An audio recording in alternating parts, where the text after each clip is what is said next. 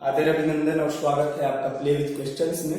कल हम गुरुत्वाकर्षण टॉपिक को कंप्लीट कर लिए थे। आज उसके अंतर्गत 15 महत्वपूर्ण क्वेश्चंस को करेंगे और जैसा कि हर एक वीडियो में पिछली वीडियो में हम करते आ रहे हैं ठीक उसी तरीके से करते जाएंगे। आप प्रश्नों को देखते जाना और उनका उत्तर सही कर लेना, फिर अंत में मिलाएंगे कि कितना उत्तर हम लोगों का सही था। तो आइए देखते हैं, आप देखते भी जाइए और मैं प्रश्नों को बोलते भी जा रहा हूँ। पहला प्रश्न है, दो वस्तुओं के बीच की दूरी स्मॉल r है, दोनों के द्रव्यमान क्रमशः m1 व m2 है। यदि इनके द्रव्यमान यही रहे और इनके बीच की दूरी को 2 गुना कर दिया जाए तो बल पहले से कितना गुना हो जाएगा? ऑप्शन है 4 गुना, 1/4, 2 गुना या उतना ही रहेगा। आप इत्मीनान से हल करके इसका आंसर सही क्लिक कर लेना।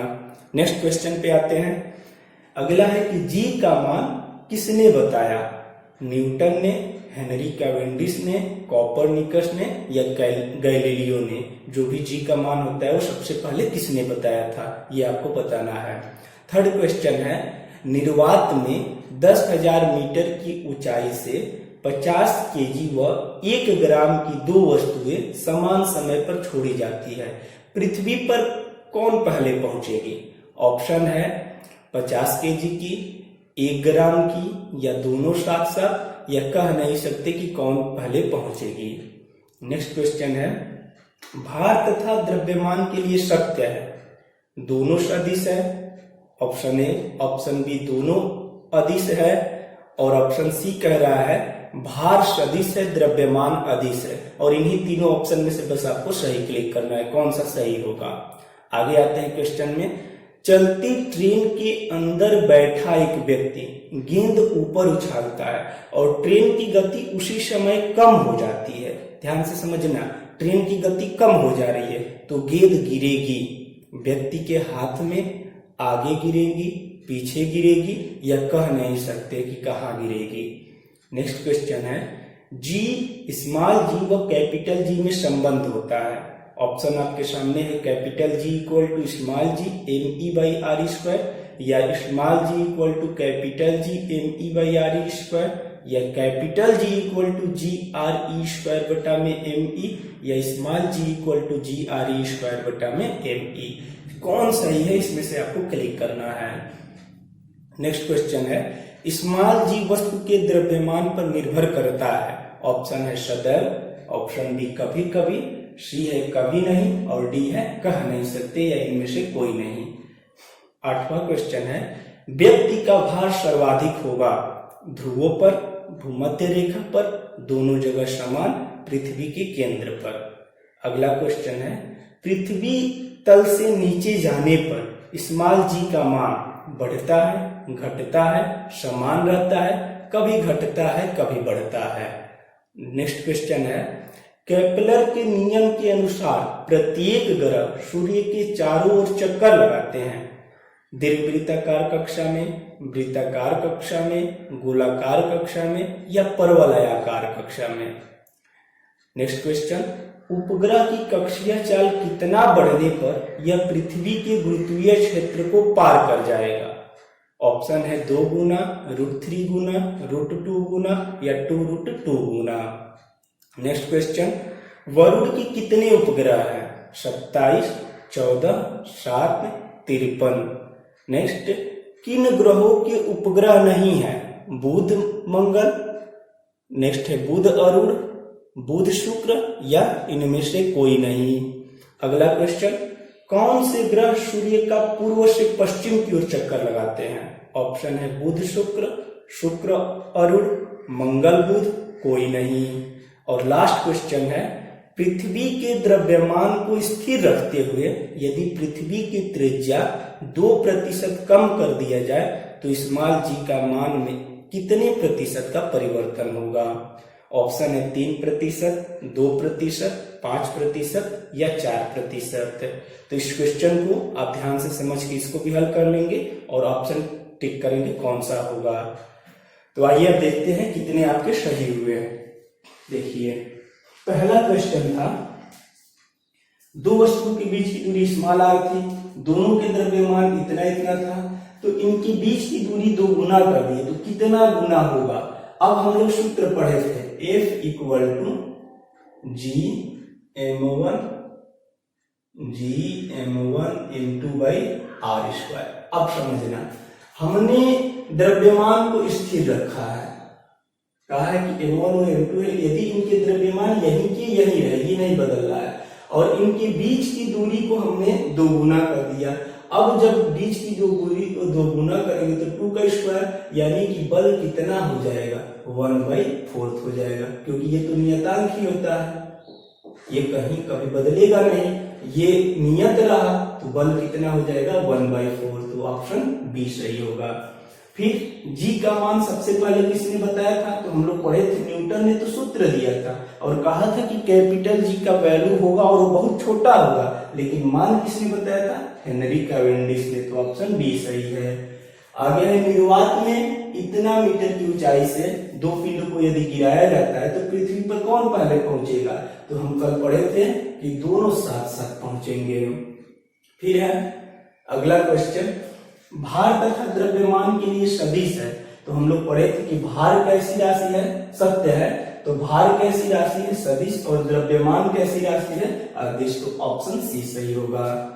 फिर चलती ट्रेन के अंदर बैठा एक व्यक्ति गेंद ऊपर उछालता है और ट्रेन की गति उसी समय कम हो जाती है, तो गेंद गिरेगी कहाँ? व्यक्ति के हाथ में आगे गिरेगी या पीछे गिरेगी या कह नहीं सकते। तो यहाँ पे एक कंसेप्ट ध्यान रखेंगे आप, इसको ऊपर से मिटा दे रहा हूं मैं।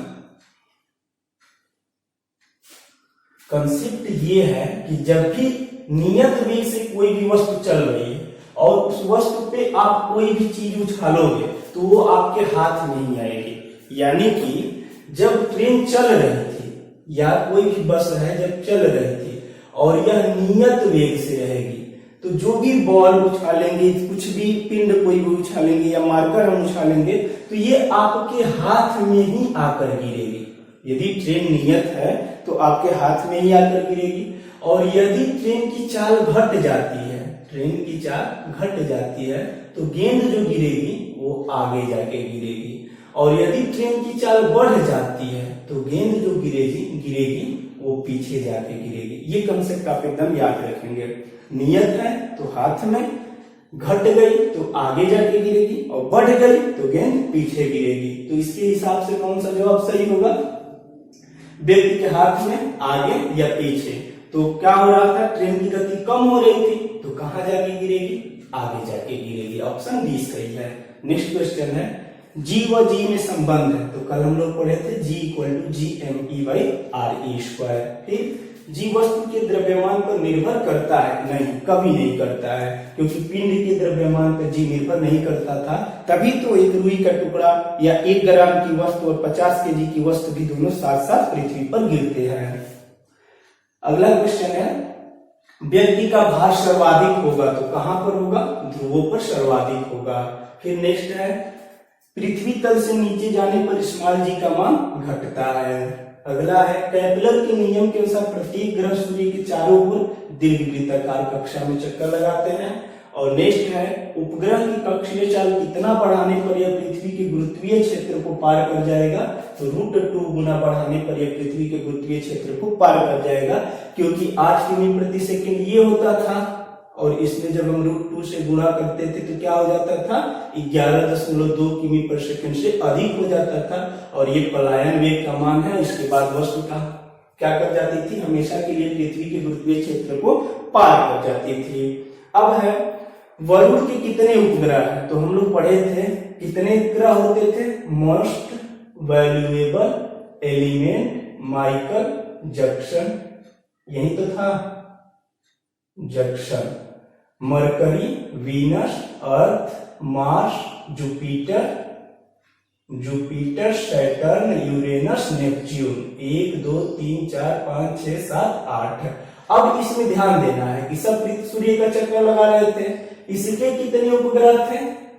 वरुण के पूछा है ना, वरुण के कितने उपग्रह थे? तो 14 थे। तो यहाँ पे ऑप्शन क्या हो जाएगा? 14।